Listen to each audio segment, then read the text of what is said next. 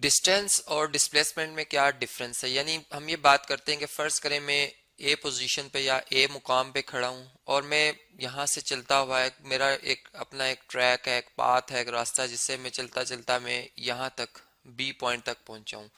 तो ये जो मैंने यहाँ से ए से लेकर बी तक ये जो मैंने लेंथ कवर की है, इसको हम कहते हैं जी डिस्टेंस। जो कि फिर हम यानी इसके लिए जो यूनिट हमने रखा हुआ है मेजरमेंट के हवाले से, वो फिर हम इसको मीटर्स में मेजर कर लेते हैं। तो मैं कहता हूँ कि ये ए और बी जो हमारे पास पॉइंट्स हैं, इनके दरमियान जो डिस्टेंस है, यानी इसको मैं इस तरह से इसके ऊपर एक लाइन सेगमेंट लगाकर इसको मेजरमेंट के हवाले से लिख सकता हूँ कि ये जी कितना है, इसको मैंने मेजर किया तो ये 50 मीटर है। अब इसमें कोई डायरेक्शन की जरूरत नहीं पड़ी, बस मैंने देखा कि ये कितनी लेंथ है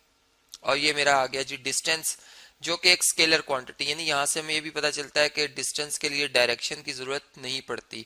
लेकिन अगर कोई आपसे कहता है कि आप जब ए पॉइंट से बी पॉइंट तक आए हो तो आपने कितना डिस्प्लेसमेंट कवर किया, तो आप फिर इस ट्रैक को भूल जाते हो। आप सिर्फ देखते हो कि इनको अगर डायरेक्ट ज्वाइन कर दिया जाए, यानी इन दोनों पॉइंट्स को आप मिला दें अगर इस तरह से, तो ये जो एक डायरेक्ट डिस्टेंस है जिसमें कि एक ही डायरेक्शन में, एक यूनि डायरेक्शन में आप या एक लाइन में मूव कर रहे हैं, तो ये जो डायरेक्शन, एक खास डायरेक्शन में आपने डिस्टेंस कवर किया है, इसे हम कहते हैं डिस्प्लेसमेंट। जो कि एक खास डायरेक्शन की, यानी इसमें हमें जरूरत पड़ती है कि हम यूं कहते हैं कि डिस्प्लेसमेंट में हम जो है वो ए पॉइंट से बी पॉइंट की डायरेक्शन में चल रहे हैं, ठीक है।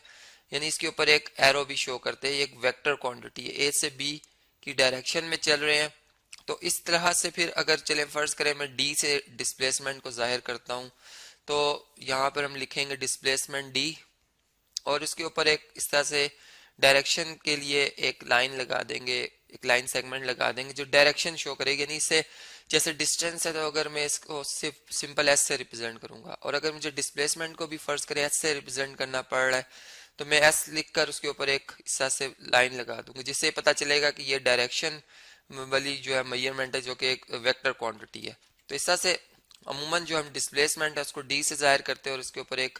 इस तरह से एरो शो कर देते हैं, जबकि यहाँ पर डिस्टेंस जो है इसको हम एस से जाहिर करते हैं।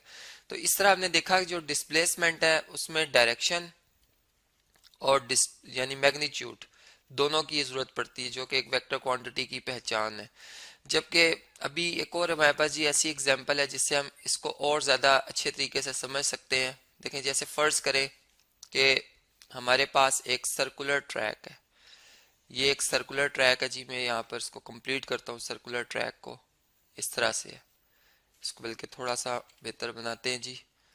ये हमारे पास एक सर्कुलर ट्रैक है जिसमें कि एथलीट्स जो है वो आप जानते हैं कि दौड़ लगा रहे होते हैं। अब इसमें यहाँ पर कुछ इस तरह से हम अस्यूम करते हैं कि फ़र्ज़ करें जब एक एथलीट जो है वो ए पॉइंट से दौड़ना शुरू करता है, ठीक है। अब वो यहाँ से दौड़ रहा है और यहाँ से वो, यानी ये इसका स्टार्टिंग पॉइंट है, यहाँ से वो चलता हुआ दौड़ता हुआ इस डायरेक्शन में क्लॉकवाइज इस तरह से चलता हुआ वापस इसी जगह पे आके स्टॉप कर जाता है। यानी इसका स्टार्टिंग पॉइंट और जो इसका, जो हम कह सकते हैं फाइनल पॉइंट है, वो सेम है। अब अगर आपसे कोई पूछता है कि बताएं इस एथलीट ने कितना डिस्टेंस कवर किया है,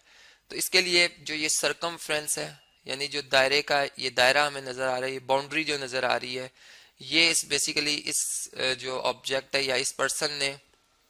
ये फासला जो है ये डिस्टेंस कवर किया, जिसमें कि कोई डायरेक्शन की हमें जरूरत नहीं पड़ी। तो ये इसमें जो सरकमफ्रेंस है जिसे हम सी से जाहिर करते हैं, जिसका एक फार्मूला है कि अगर ये इस सर्कुलर ट्रैक का सेंटर हो और इस सर्कुलर ट्रैक के सेंटर से इसकी बाउंड्री के फासले को रेडियस कहा जाता है, और तो हम इसको 2πr से रिप्रेजेंट करते हैं। तो इस तरह से अगर आर की फर्ज करें वैल्यू 2 मीटर हो, तो हम यूं कहेंगे कि इस पर्सन ने 2π की वैल्यू आप जानते हैं 22/7 होती है, और आर जो रेडियस है ये हमारे पास 2 है। तो इस तरह से ये जो भी इसकी क्वांटिटी बनती है, ये इस पर्सन ने यानी 88/7 चले अंदाजन इतने जो मीटर का फासला तय किया, ये इसका डिस्टेंस है। जबकि जब कोई बंदा डिस्प्लेसमेंट की बात करेगा, तो चूंकि इसकी जो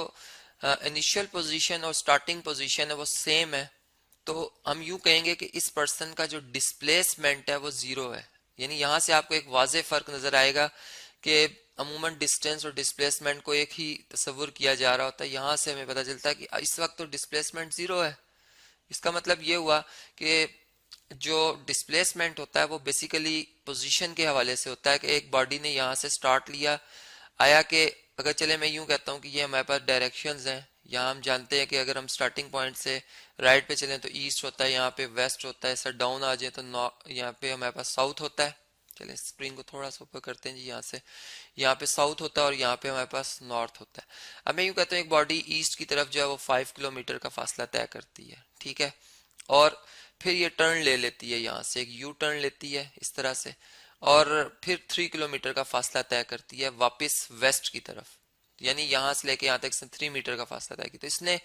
कितना डिस्टेंस कवर किया होगा? जब हम डिस्टेंस की बात करेंगे तो ये हमारे पास जो आएगा वो, चूंकि इसने टोटल जो पाथ फॉलो किया वो ए से यहाँ तक आया, पहले बी पॉइंट तक, और फिर बी से वापस सी तक आया, तो ये इसने 5 + 3 8 मीटर का फासला तय किया। लेकिन जब कोई आपसे कहेगा कि इसने कितना डिस्प्लेसमेंट कवर किया है, तो फिर जो इसकी इनिशियल और फाइनल पोजीशन के दरमियान जो फासला आप वो बताएंगे। यानी अब इनिशियल पोजीशन यहाँ पर और फाइनल ये है, तो इनमें अगर ये यहाँ पर हम अस्यूम करें कि ये ए इस पॉइंट पर है, ठीक है, यानी ए से बी तक ये अगर 5 था और बी से सी ये 3 है, तो 5 में से 3 माइनस कर दें तो ये जो आपको डिस्टेंस नजर आ रहा है ये कितना होगा जी? 2 मीटर होगा। तो हम यूं कहेंगे कि इस बॉडी ने जो डिस्प्लेसमेंट कवर किया है, जो कि इस तरह से हम इसको जाहिर करेंगे डी और इसके ऊपर एरो शो कर देंगे, ये 2 मीटर का है। इसमें डायरेक्शन भी शो होगी कि इसने ए से सी की डायरेक्शन में इतना डिस्प्लेसमेंट कवर किया, जबकि डिस्टेंस में हमने ए से सी ही की बात की है, लेकिन उसमें इस तरह से है कि वो ए से पहले बी तक आया फिर बी से सी। तो इस तरह से आपको एक वाज़ेह फर्क नजर आएगा डिस्टेंस और डिस्प्लेसमेंट में।